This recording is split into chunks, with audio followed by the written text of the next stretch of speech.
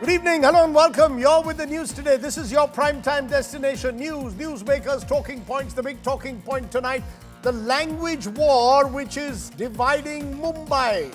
Is it with an eye on the crucial Mumbai municipal polls? How does the Thackeray reunion impact politics? Also a ban in the national capital on old cars. How does that impact pollution? Plus, of course, all the day's other top stories, and we have plenty of breaking news for you tonight.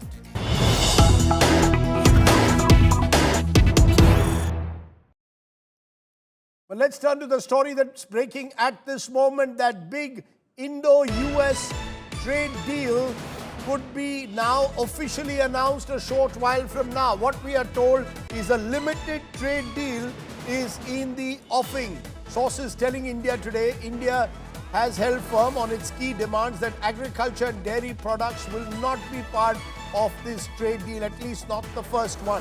Sources saying the United States is showing a willingness to engage on a range of issues. Therefore, the limited deal is expected to cover only a few select sectors. A broader trade pact later is what we are being told. The announcement of the deal can be expected in hours, but remember, with Donald Trump, you never know when he will make that announcement. But Karishma Asudani of Business Today joins us for more. Karishma, this has been in the works for several weeks now. The Indian trade delegation team was in Washington over days. Is that deal likely to be announced today? And if so, what's the major talking point out of it?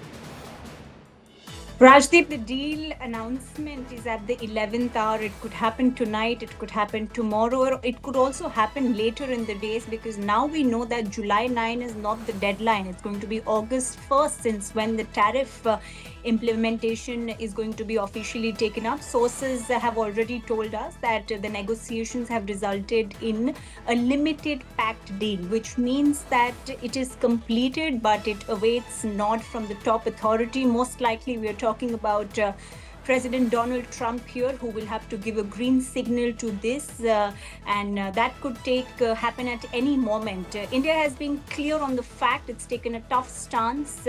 We have not budged on what's important to us, on sectors that have that hold significance for us when it comes to our domestic production, be it wheat, maize, dairy, soy, or genetically modified crops, which US has been keen on asking for freedom intake. But looks like the government of India has taken a tough stance on this. In fact, my sources have told me that this is going to be one hell of a breaking deal.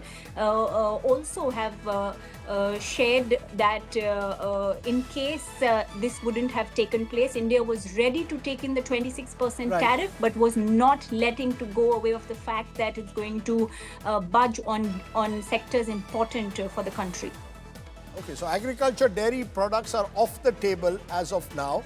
So it's likely to be a more limited deal. We'll see whether other goods like electronics, which also have been contentious at one level, are included in this limited trade deal. Karishma Asudani for joining me there. Appreciate your joining us. Let's turn to the other breaking news that we are getting at the top of the show tonight, because there's an escalating war now between the government of India versus X. Remember, the social media site, formerly Twitter, controlled by Elon Musk. The IT ministry has now been forced to counter an X claim that there was censorship and that several accounts had been blocked. The government claims that X had claimed that the government had ordered the blocking of Reuters, the global agency handle, and claimed that there were concerns over press freedom in India, that there was press censorship in India. The Modi government has been forced to respond, and they are claiming the government has not issued any fresh blocking order on 3rd of July and has no intention to block any prominent international news channels, including Reuters and Reuters World. The moment Reuters and Reuters World were blocked on X platform in India, immediately the government wrote to X to unblock them. X has unnecessarily exploited technicalities involved around the process, didn't unblock the URLs. After a lot of follow-up on hourly basis, they took more than 21 hours to unblock Reuters. Aishwarya Paliwal now joins me. Aishwarya, we've got two different versions. We've got X, the social media site, claiming that the Indian government asked them to block more than 2,000 sites, including Reuters. Now the government of India hitting back, but this doesn't do any good to India's image when a global site which is led by Elon Musk, no less, accuses the Modi government of press censorship. But you know, Rajdeep, we are seeing claims and counterclaims coming in, and this is not the first time that we are seeing X making these kind of statements. In fact, the moment the Indian government got to know that Reuters in fact was not available in India, it was being withheld. We understand late at night the Indian government had got in touch with X and they had asked them to undo what had happened. X now claiming, and this is not the first time. In fact, you know, Rajdeep, as you and I are speaking, we are seeing a battle ongoing between X and the government of India in the Karnataka High Court. We are seeing orders coming out. Section 69 of the IT Act, that is something that X has been pointing towards. This section gives the government the powers to write down to all the social media platforms and ask them to take down content which the government believes is not right for India. A government has come out and given out a statement. What will X do next? That's the big question for now. No, but why was Reuters? That's what we are seeing, Rajdeep, no, but Aishwarya, Reuters is a global site. So when X says that Reuters was being blocked, surely X would not do it on its own. There will be questions. There were questions during Operation Sindoor, and these questions are now being asked again. Is the government trying to block anyone who's seen as inconvenient? Well, Rajdeep, the government comes out and gives very clear statements, and they are saying that they are not doing anything like that. In fact, late at night also, when we in fact had got in touch with the IT ministry, they had clearly said that these orders were not given from their side. Technicalities is something that the government at the moment is speaking about. They are saying that the moment they got to know that Reuters World was not available, withheld is something that they were seeing, they immediately got in touch with X. X, however, has given out a lengthy statement, and they are now saying that they will look at legal options, but the ongoing battle is still continuing in the Karnataka High Court between X and the Indian government. Rajdeep. Okay, Elon Musk and Narendra Modi on other sides of the fence on this particular issue. Aishwarya Paliwal joining us with those details. Let me turn to another focus tonight. The language row in Maharashtra, in Mumbai in particular, is showing no signs of ending. Today, several members of the Maharashtra Navnirman Sena, the party led by Raj Thackeray, were detained during a protest march they took out on the issue in Thane. The latest face-off started with MNS workers having assaulted a shopkeeper last week for not speaking in Marathi. The incident sparked angry reactions, but has also now led to a political face-off. We will focus in a moment on this language issue, but first take a look at all that happened today.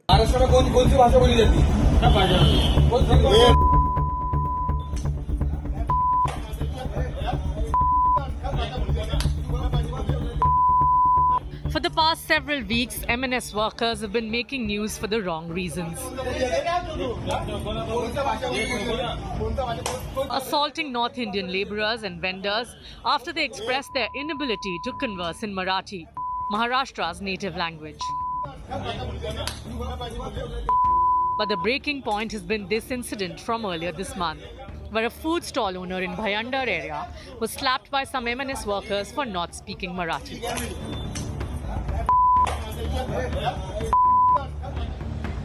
It led to a tit-for-tat face-off on Tuesday when several workers of Raj Thackeray's party were detained during a rally to counter a protest staged by traders in Maharashtra over the assault of a food stall owner for not speaking Marathi.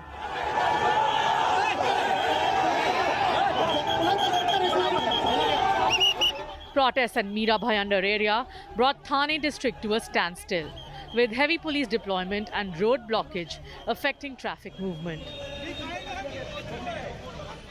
Despite no police permission for the rally, on the route, MNS workers planned to march to Mumbai. However, the swift detention of MNS's Thane and Palghar heads and other leaders derailed the party's plans. The large number of MNS workers were gathered here. The situation was getting out of hand, and this was not a very legit protest according to the police, which had not given them the permission. And that's one of the reasons why the detention of these people took place in large numbers. And protest किस तरीके से आगे बढ़ेगा? Protest आता आम्ही तिकडे चाललेलो आहोत. तिकडे खूप मोठ्या संख्येने मराठी माणूस एकवटलेला आहे. त्यांचं अभिनंदन करण्यासाठी आणि त्यांना पाठीमागे आम्ही चाललेलो आहोत. Maharashtra Chief Minister Devendra Fadnavis says MNS workers did not follow permitted route. इस प्रकार के प्रयोग यहाँ चलेंगे नहीं. जो मराठी आदमी है वो बड़े दिल का है. मराठी आदमी कभी छोटा सोच नहीं सकता, कभी संकुचित सोच नहीं सकता. इसलिए कोई प्रयोग करने की कोशिश भी करे तो नहीं हो पाएगी। While the battle over Marathi pride raged on in the streets of Maharashtra, political war words also escalated. तो हिम्मत है तो आप हिंदी भाषी को मारते हो तो उर्दू भाषी को भी मारो, तमिलियन को भी मारो, आप जो है तेलुगु वाले को भी मारो। आप जो इस तरह की घटिया हरकत कर रहे हो, और मैंने हमेशा कहा है कि जब अपने घर में हो, महाराष्ट्र में हो, यदि बहुत बड़े बॉस हो तो चलो बिहार, चलो उत्तर प्रदेश, चलो तमिलनाडु, तुमको पटक पटक के मारेंगे। मुझे आश्चर्य है महाराष्ट्र के मुख्यमंत्री और उनके पूरे कैबिनेट का, एक आदमी भारतीय जनता पार्टी का सांसद वहां बैठकर महाराष्ट्र के बारे में, मराठी आदमी के बारे में, मराठी मानुस के बारे में घटिया बातें करता है और आप चुप बैठे हो। आप कौन से मुख्यमंत्री हो? आपको छत्रपति शिवाजी महाराज और बाला साहब ठाकरे का नाम लेने का अधिकार नहीं है भाई। एकनाथ शिंदे अपने आप को डुप्लीकेट शिवसेना का नेता मानता है ना, दाढ़ी पे हाथ घुमाते फिरता है। निकाल दो दाढ़ी आपकी। अगर दाढ़ी में दम नहीं है ना तो दाढ़ी काट कर घूमो, नहीं तो हम आपकी दाढ़ी काट देंगे। क्या चल रहा है आपका? The language face-off comes ahead of possible BMC elections and has brought the warring Thakres together after 2 decades. Uddhav Thackeray and Raj Thackeray had held a joint Victory Day celebration on Saturday after the Fadnavis government dropped a plan to make Hindi the third language in primary schools. But can Marathi Manus politics dent the BJP's Hindutva card remains to be seen. With Vidya in Mumbai, Bureau Report, India Today. And joining me now is Priyanka Chaturvedi, Member of Parliament of the Shiv Sena UBT. Appreciate your joining us, ma'am. You are a Mumbaikar of North Indian origin, presumably Hindi is your mother tongue. Aren't you embarrassed then when you see the MNS going around the streets of Mumbai, targeting, threatening those who don't speak Marathi, especially North Indians? So firstly, Rajdeep, I'd like to begin by saying that yes, I am a first generation North Indian migrant from Uttar Pradesh, and I have been living in Mumbai, Maharashtra, and Mumbai has given me my career, has given me opportunities, has given my parents the opportunities, and that's why we have managed to thrive in a state like Maharashtra, and we have only gratitude for people of Maharashtra, gratitude for Maharashtra, and gratitude for the language and their culture. Those who are ungrateful, who provoke, who create problems, who humiliate, who insult, out of the 1.5 crore population of other states that are residing and coexisting peacefully with Maharashtrians in Maharashtra, there are a few who do create these problems. And if these problems lead to violence, there is a law and order mechanism which adheres to it. So no, I'm not embarrassed about things that have escalated. But yes, I would have been further embarrassed if what Bharatiya Janata Party is using my Hindi language to try and divide people of Maharashtra. No, 1 minute, Priyanka ji, I just want to stop. No, 1 minute, ma'am. No, I asked you about the MNS quite simply because the Shiv Sena UBT held a joint rally with the MNS on the weekend. You described it as a historic moment, and the MNS continues in a way to target migrants from North India or those who they claim don't speak Marathi or speak Hindi. I want to very clear from you. Do you condemn that kind of behavior? No, I'm sorry.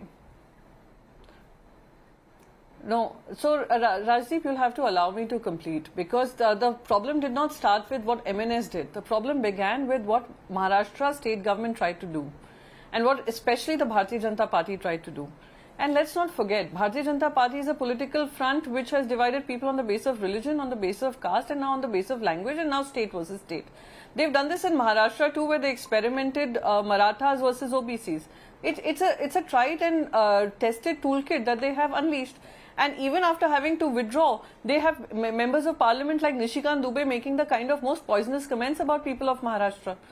So who is speaking against Maharashtra and Maharashtra's interests is not people from North India or MNS. It is these very people who sow hatred in the minds of people. So I was just bringing the context here. So if they have taken law and order in their own hand, which is MNS, and they have not continued to target. When they came on the stage together, yes, it was a historic moment, because both of their efforts managed to ensure that Bharatiya Janata Party's politics of divide and rule and playing politics through a language imposition does not happen. And the question which Mr. Raj Thackeray asked even from that platform was, okay, if Hindi was a language that you made it the third language for Maharashtra, what is the third language for Hindi-speaking states? So if they have options to learn a language that the children prefer, why do children from Maharashtra don't have that preference? And we've also clearly distinguished ourselves from how Tamil Nadu's fight against Hindi imposition is. We have a thriving Hindi film industry in Maharashtra. We have Bollywood. We have a television industry which is thriving. Out of the 12 crore people in Maharashtra, 1.5 crore come from states which are Hindi speaking. Why is it that everyone coexists? Whether they know Hindi, Marathi, or they don't know Marathi, it is when you start to humiliate, when you start to undermine, when you undermine a culture of a state which has given you just about everything. That is where the problem arises. Ma'am, you're using very strong words. You're saying there are mechanisms. Ma'am, you're saying there's an attempt to humiliate Marathi culture. You're saying this is BJP's politics of divide and rule. But they will turn around and say that it is the MNS and the Shiv Sena UBT with an eye on the BMC election which is taking up this issue of the three-language formula in education to try and bring together the Marathi Manus and make the North Indian the enemy figure. So in a strange way, that will also be seen as divide and rule. Marathi versus non-Marathi. No, they can... Let me... No, 1 second. Let me tell you, it wasn't... It was, of course, as political parties, the MNS, Shiv Sena, UBT, which is my party, they had raised this issue, but there was also the left, there was also the Marathi proponents of the language, those who have been fighting for the language to become a classical language. So, it wasn't just limited to a vote bank politics, please. It was more about when we had the celebratory, coming together of the two brothers, it was not under a political banner. It was under the interest of the state of Maharashtra. It had nothing to do with politics. Ma'am, so come on. Are you telling me that there is no talk of a political alliance between the Thackeray brothers ahead of the BMC election and that this is being seen as the first step towards that? Of course, there has been a reconciliation on an issue which is close to even Uddhav Thackerayji's heart, even close to Raj Thackerayji's heart, which again brought them together on the same platform after 19 years. And that in itself is historic. But what is the politics behind it is what BJP began. BJP did not consult any other political party. They brought in a GR surreptitiously. They did not have an all-party meeting. They did not tell us how it is going to function. They did not even hear the opposition to it. And that is why you saw an opposition not just coming from political fronts. It came from everyone possible, and you saw them even at that victory rally that we had at the NSCI Dome. They were people who have fought passionately for the cause of Maharashtra, its culture, its values, its language. To reduce it to, oh look, BMC elections are coming, please let's not reduce it to that. This fight has not been for BMC or for state government elections or for Lok Sabha. Okay. Do you believe though, Priyanka ji? I believe that every time any state... I will just complete it. Please complete it, and I will reiterate it because you've asked me this again very emphatically. So very emphatically, I shall tell you. What has begun by the Bharatiya Janata Party was a case of politics. What was pushed back was the collective strength of those people who believe that the supremacy of a state cannot be reduced by the politics of the BJP, which is on the base of religion, which is on the base of caste, which is on the base of state versus state, which is on the base of a language. Okay. Can I therefore ask you, do you believe Marathi should be, ma'am, just a minute, do you believe therefore, I've heard you out, do you believe that Marathi should be mandatory in Mumbai and indeed Maharashtra? It's the language of the state. Should it be mandatory for everyone therefore to learn Marathi? Absolutely. Absolutely, it should be. Why should it not be? Do Bengali schools do not make Bengali mandatory? Do Karnataka schools in Karnataka don't make Kannadiga mandatory? Do schools in Tamil Nadu do not make Tamil mandatory? Punjab doesn't have Punjab as a mandatory language. Whichever language you go to, whichever state you go to, which have held on to their language identities, have ensured that their language is safe. But unfortunately, if you go to Rajasthan, you go to Uttar Pradesh, okay, now since you're asking about mandatory language, I cannot even speak Braj Bhasha, where my parents come from. And that's a dialect which has lost its context. And that is an unfortunate thing because it was, it was alive for centuries, but we've just let it go.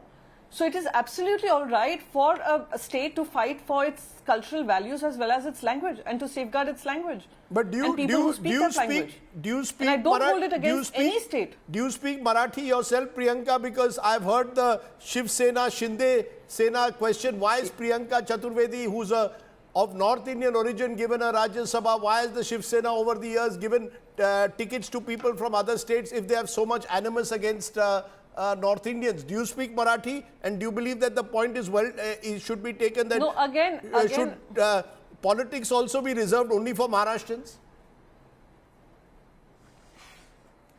No, again I shall repeat, Maharashtrians or non-Maharashtrians, if they are speaking for the rights of Maharashtra, I think they are doing their responsibility towards the state of Maharashtra. I would want to ask the Shinde Sena, how many of them actually spoke up for Marathi becoming a classical language? How many people in their parliamentary delegations went out and met diaspora which comes from Maharashtra?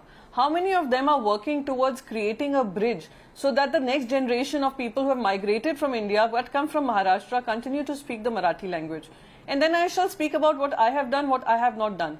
And I shall not be giving certificates or receiving certificates from a political party which has appropriated the legacy of Bala Saheb Thackeray ji and says that they are the true inheritors. So they giving me certificates are not the certificates I seek or my party seeks. My party, and I'm proud of the fact that while you'll accuse my party of being against North Indians, which is absolutely incorrect, untrue, or even accusation of we being against Hindi language, which is again incorrect, untrue. Absolutely. तुम्ही मराठी बोलता What we're saying is that the pride of the state, तुम्ही the Marathi dignity बोलता का? of the That's state. not a googly question. तुम्ही मराठी बोलता का? हो मी बोलतात पण मी frequent माझी मराठी कमजोर आहे. I say this on every platform, and again, like I said, unfortunately for me, I tried to learn French. I could not learn French. I tried to learn Braj Bhasha, which belongs to my parents. I could not learn that.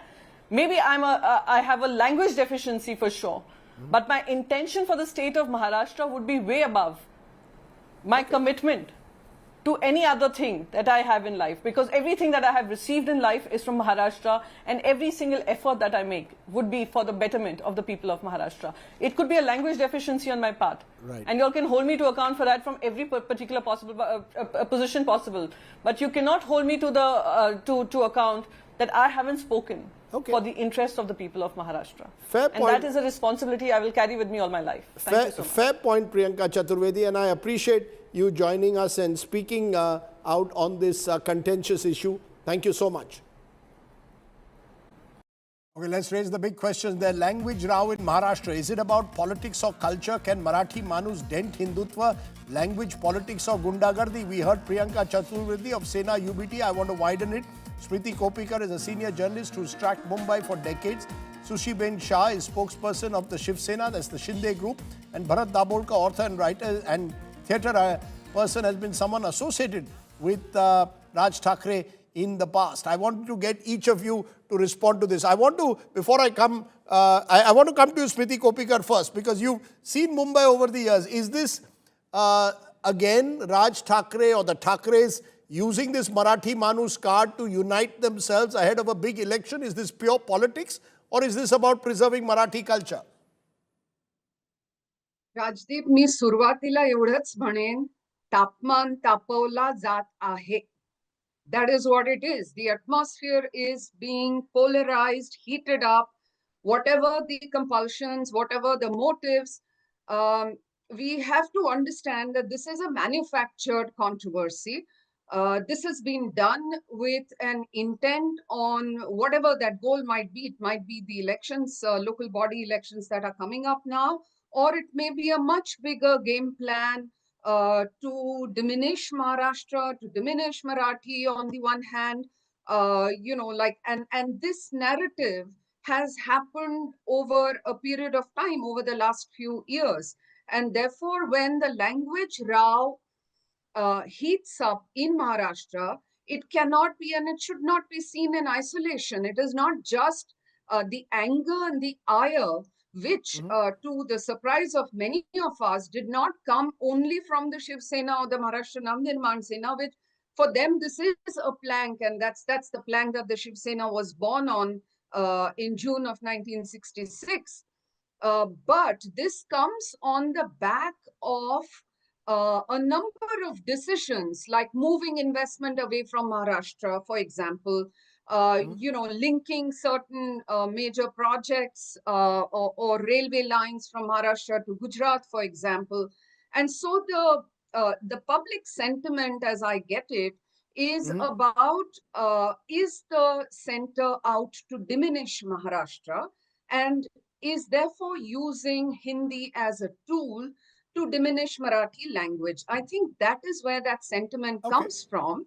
And as I said, Rajdeep, it's worth noting that the opposition or the resistance to Marathi did not come only from the political parties. From April 16, 17, from the time the first GR was issued about making Hindi mandatory from class 1 to 5, a huge range of people have become active, from intellectuals, poets, writers, literateurs, theater people, film people, people who work on Marathi language, so linguists, a whole range of them. It's possible that the news outside Maharashtra has not captured all of this entire range. But the resistance has been across the board. The Shiv Sena and the MNS have articulated that resistance in a way that news channels and news people would pick it up. And fair enough, that's their plank. They've done it. Should they do it this way? Of course not. I mean, violence is not going to serve any issue. And just as the BJP government has very selectively, sneakily brought in these two GRs, the opposition or the resistance has also been rather selective. They've gone after the shopkeepers and, the Aam Aadmi on the street saying, Tula Smriti, Marathi let me bolta stop ye you. taka. Smriti, let me stop you. I've heard you. Let me finish. They've not gone against the upper class migrants. They've not gone against the children. They've not gone and asked the children of wealthy Mumbaikars this question. Tula Marathi bolta ye taka. They've not, because they dare not do it. Okay, Sushi Ben Shah, there is a lot in what Smriti Kopikar says that you need to respond to. Primarily, it is being suggested that this has been boiling for a point. The manner in which leaders come to Maharashtra and say we are taking investments away to Gujarat, there is a sense that the Marathi Manus may well be feeling that he or she is not in control of the destiny of his city or her city and the state. And along comes the Thakres to capitalize on it. There existed a fertile ground, and Eknath Shinde, having allied to the BJP, was in no position to challenge the BJP. The Thakres have taken up the challenge, possibly for pure politics, but at the end of the day, it's always been about politics.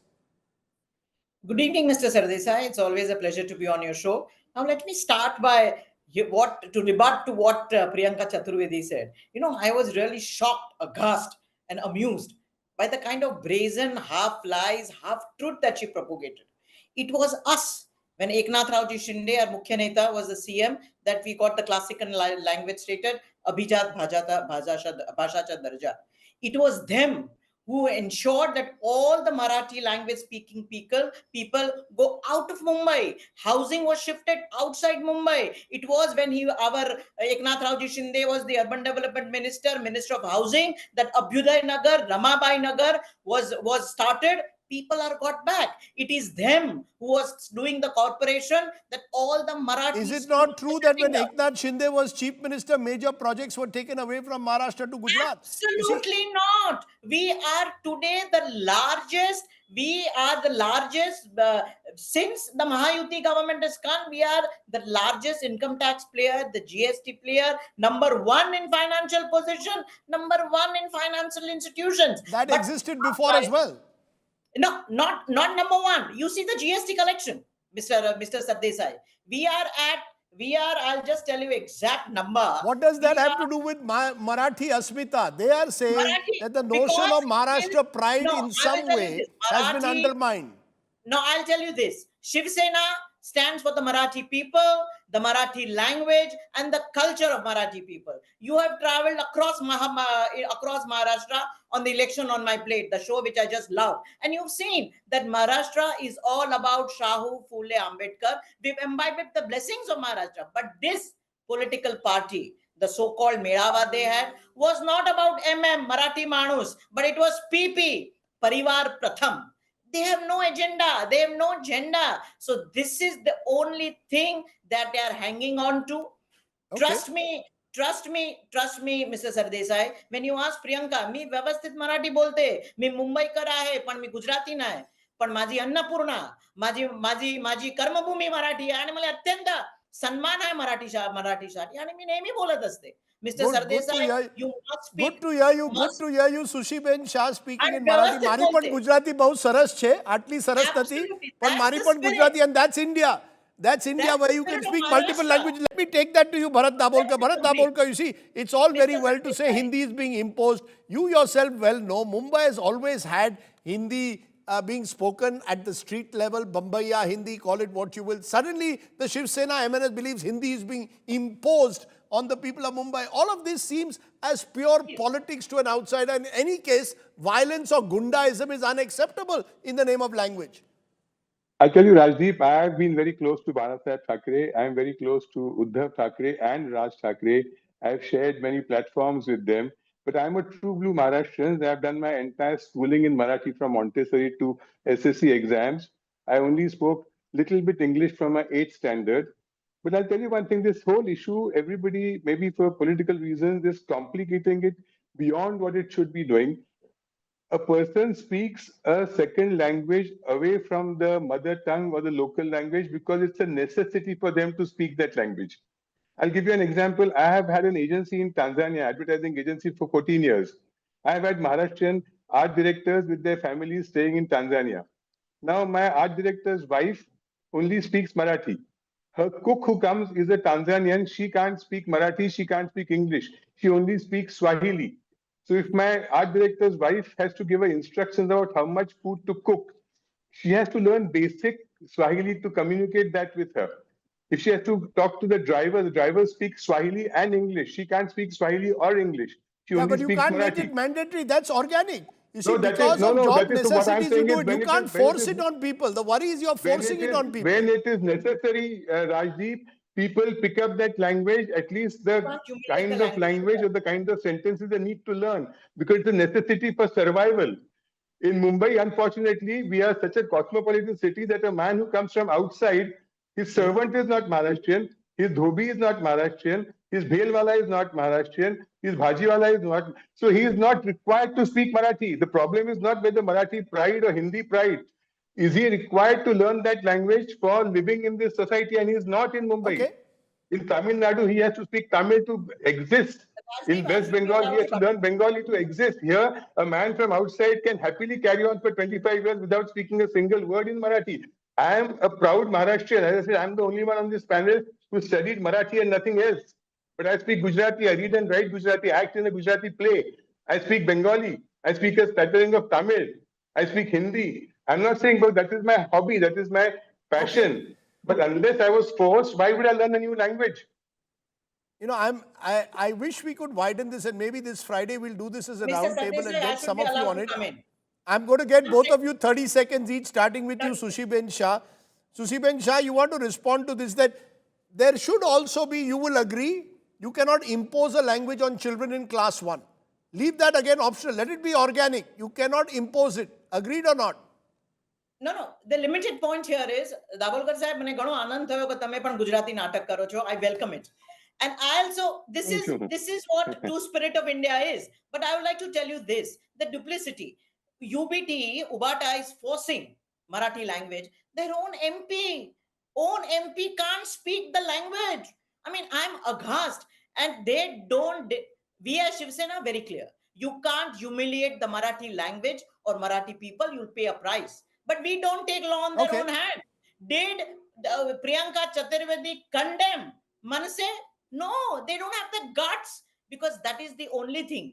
Okay, your point is taken, Sushi Ben. Your point is taken. As I said, I wish I had more time. I want to give Smriti just 30 seconds. Smriti Kopikar, just 30 seconds. Is this language now, you think, going to escalate further? It could escalate further, and I think we need to be seeing it in its totality. not just about the MNS and Shiv Sena coming down in the only manner they know, with violence against people or the common people who can't speak Marathi. The genesis of this started with imposition of Hindi, making Hindi mandatory from class 1 to 5 in schools across Maharashtra. Please note that Hindi has always been taught in schools in Maharashtra. I passed out of class 10 SSC with Hindi as my second language. So it's not that Hindi was not being taught in schools. The mandatory nature of that circular, of that GR, is what has sparked off the whole thing. And then when there was resistance, just a minute, Rajdeep, when there was resistance, there was a second GR that tried to sneak in the Hindi. So what is this? I think the opposition is not to Hindi, but to the imposition and the sneaking in of Hindi. I've completely run out of time. As I said, we will widen this debate. We'll do a full hour-long show on language, not just Maharashtra, Tamil Nadu, Karnataka, all the states. But I thank you, my guests, for joining me. It's a fascinating subject. To what extent can language be taught organically or grown organically, or does it have to be imposed from the top? Is uniformity really what India wants, or diversity when it comes to language? Okay, let's turn from there to the national capital, where the big story is days after the Delhi government rolled back a ban on sale of fuel to banned vehicles, the Commission for Air Quality Management on Tuesday decided to widen the ban to cover the entire national capital region. The ban will take effect on November 1st. What it means is that diesel cars, which are 10 years old, will go off the streets as per the government, and 15 years for petrol cars. But there are so many policy flip-flops that car owners are left disappointed. Take a look.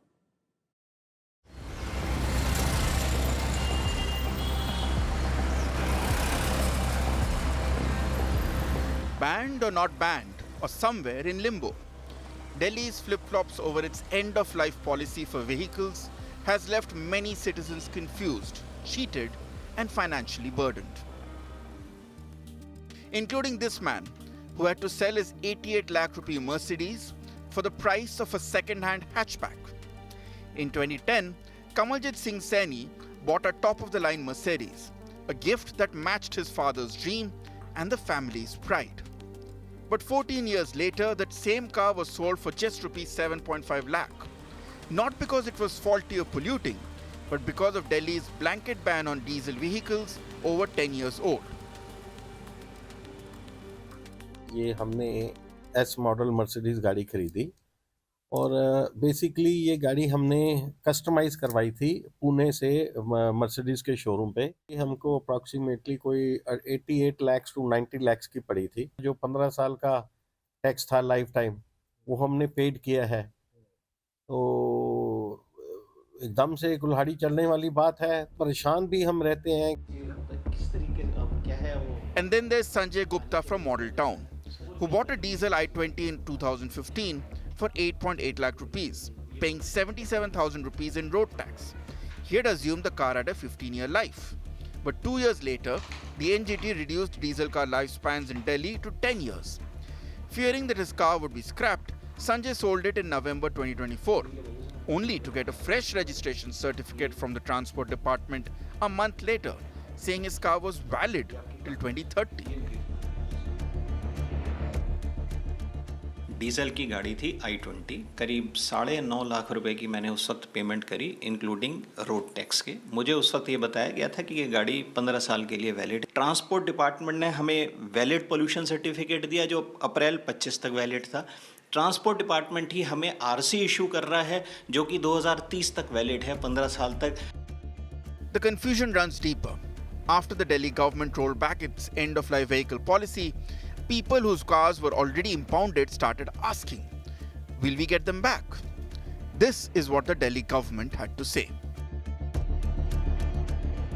80 गाड़ियाँ जो पकड़ी गई थी, उसमें से काफ़ी गाड़ी को जो इम्पाउंड किया गया, उन्हें चालान काट के छोड़ा जा चुका है।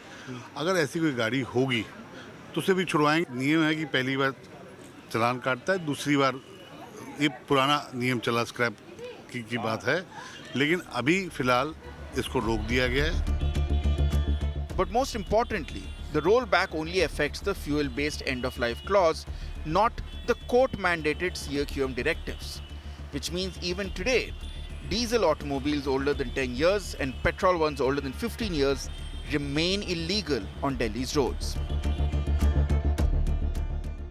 ये गाड़ियां अभी नहीं चल सकती। ये गाड़ियां क्योंकि हमारा जो वाहन पोर्टल है एक तो वाहन पोर्टल के हिसाब से दीज गाड़ी आर एक्सपायर्ड और एक्सपायर्ड गाड़ी is no registration. No registration का मतलब 192 section penalty which is 10,000 minimum starting, and it is for two-wheeler as well as for the four-wheeler same. Policies that shift without clarity, vehicle owners caught between rules and reversals, and crores worth of cars sold for scrap. For Delhi's motorists, the road to compliance has become an expensive and emotional ride. Bureau Report, India Today. So does the ban on old cars reduce pollution as is now being claimed? Old vehicle ban, should there be a rethink? Why is the ban limited to Delhi and its suburbs? Should it be a national ban if at all? I'm joined by two guests for quick comments because we are short on time tonight. Anumita Roy Chaudhary is Executive Director, Centre for Science and Environment, focuses a lot on traffic. Chetan Bhutani is Associate Editor, Business Today, also looks at the auto industry closely. But first you, Anumita, how do you interpret this? We've seen so many flip-flops. The government says first we are not going to allow fuel to be given to cars that are old beyond 10 and 15 years. Then it's forced to reverse it. Now it's saying November 1st is the new deadline. Are these flip-flops, if you can hear us? Okay, before Anumita apparently can't hear us, why don't you take that, Chetan, explain to us why these old cars far more polluting than a swanky new diesel or petrol car?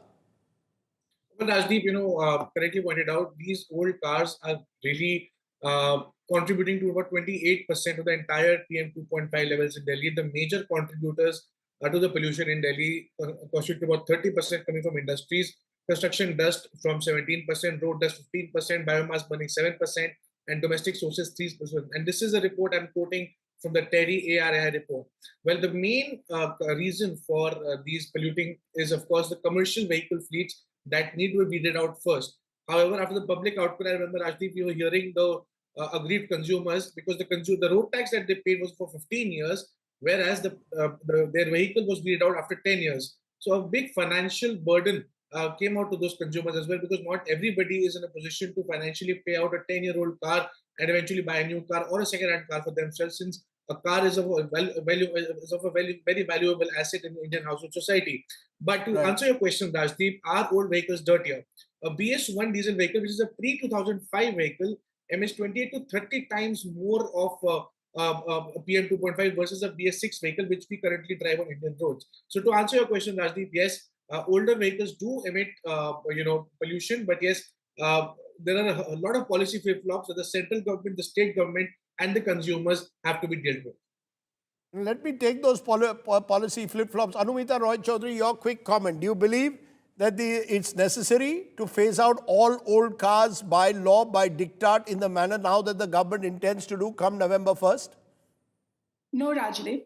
So while I believe that older vehicles need to be addressed for fleet renewal so that you can replace very old and end-of-life vehicles with new, clean, and zero-emission vehicles, but the method has to be different. The sweeping ban, age-based ban, blanket ban is not going to work at all.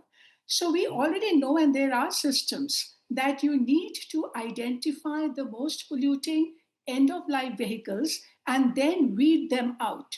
And therefore, the whole system needs to be based on merit of emission performance and fitness, and wherever needed, selective ban along with incentives. That has to be the strategy. So while we so you're saying, are you saying you can't have a fixed age that 10-year-old cars, 10-year-old diesel will be weeded out, 15-year-old? You're saying case-by-case basis? How will the government be able to do that? Yes. So for instance, for commercial vehicles already, Ministry of Road Transport and Highways has already notified the rule that the commercial vehicles will have to undergo mandatory testing in automated testing stations that are being set up across the country, and also it has been set up in Delhi. And there they should identify, based on those tests, what are those end of life and unfit vehicles. But yes, the criteria for defining end of life for private vehicles is still not that clear. And we need those systems. But then also remember that it's just not taking the vehicles only to the testing stations. The Supreme Court in 2018 had already directed the Delhi government and the Ministry of Road Transport and Highways to institute the system of remote sensing monitoring, which goes beyond the current PUC test, which means you don't have to take your car somewhere to get it tested. But as you are driving on the road, the machines by the roadside will monitor you, and those pilots have already happened in Delhi. But now rules have to be notified for doing that. So a lot of smart... But ma'am, that's, the worry is that what car drivers are worried is that they will get caught in a near bureaucratic maze. What happened a week or so ago, cars were being impounded and fuel was being denied to those with old cars. Now, can you do it by diktat in that manner? Is that the way forward? That's not feasible with such large number of vehicles.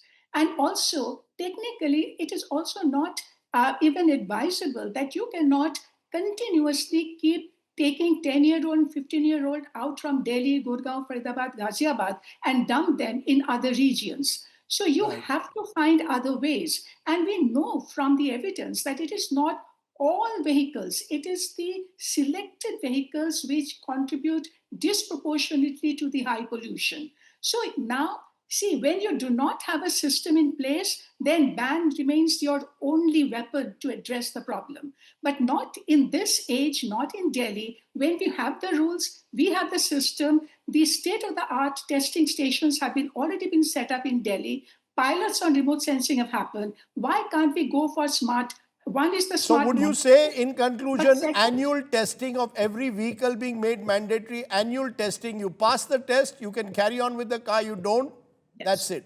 Especially after a certain age. Then you make the tests more frequent, also do a lot more on-road emission monitoring, but more important, you should also have a disclosure policy on the way the vehicles have been tested and their results.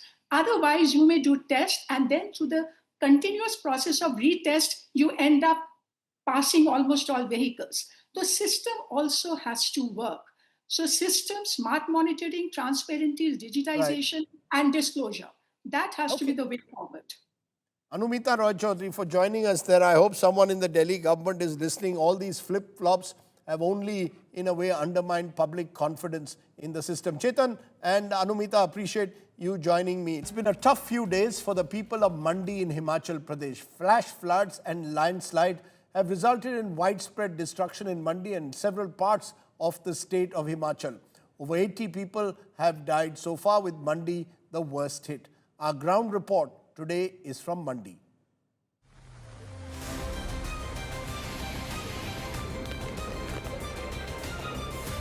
Submerged roads, damaged homes, and over 70 deaths. Incessant rains have wreaked havoc in Himachal Pradesh. From waterlogged roads to uprooted trees and overflowing rivers, chaos grips multiple districts. Over 240 roads remain blocked and 278 power transformers are down, plunging many areas into darkness. We are at main market, which has seen the major disaster, major impact, and this is the HP States Cooperative Bank. And you see even the shops, homes, residential area here, including the market, is totally damaged. This is the situation in each and every shop and home here in Tunag. Mandi has taken the worst hit, with extensive damage to homes and infrastructure. इस वक्त मेरे विधानसभा क्षेत्र के अंतर्गत लगभग 600 मकान total wash out हो गए हैं, जहां मकान नए सिरे से बनाना पड़ेगा, और लगभग 1000 से ऊपर का नंबर बन रहा है जो पार्शियली डैमेज, कोई घर बचा नहीं है. Displaced families are spending nights in relief camps or sheltering with relatives. Flood आने की वजह से ये सारे मकान चले गए हैं। 5 मकान बिल्कुल ख़राब हो चुके हैं और जिस रात को ये हुआ था हम अपनी जान बचा के मुश्किल से भागे हुए हैं। मकान ध्वस्त हो गया है, तो ना पहनने कपड़े रहे ना कुछ रहे हैं, और मकान बनना चाहिए हमारा, बस और हमारे को कुछ नहीं चाहिए और कहीं सेफ जगह हमारी व्यवस्था हो जाए। In a rare piece of good news, a dog's timely bark helped 67 people escape just before floodwaters hit a village in Mandi. Rescue teams from the NDRF, SDRF, Army, ITBP and Home Guards are racing against time to find the missing and deliver aid. 20 teams have been deployed to deliver ration and medical kits in remote, cut-off regions. Himachal Pradesh में काफ़ी तबाही हुई है और अभी तक की बारिश में 10 क्लाउड बस्ट हो चुके हैं और पेयजल योजनाओं को भी नुकसान हुआ है। With more rain expected, the Met Department has issued a red alert for Kangra, Mandi and Sirmaur districts. Bureau Report, India Today. It has become a tragic annual feature, these flash floods in Himachal Pradesh. I want to leave you with our image of the day tonight. It's of a Kerala forest officer being widely praised after a video of her rescuing a 16-foot-long king cobra went viral. That's right, the dramatic rescue captured on cam shows beat forest officer G.S. Roshni calmly and skillfully capturing the venomous snake from a stream frequently used by locals for bathing. That's right, she's quite a cobra catcher and it is quite an image. Happens, I think, only in India. Thanks for watching. Stay well, stay safe, good night, Shubhratri. Jai Hind, Namaskar. Stay away from snakes, real and not so real. Bye for now.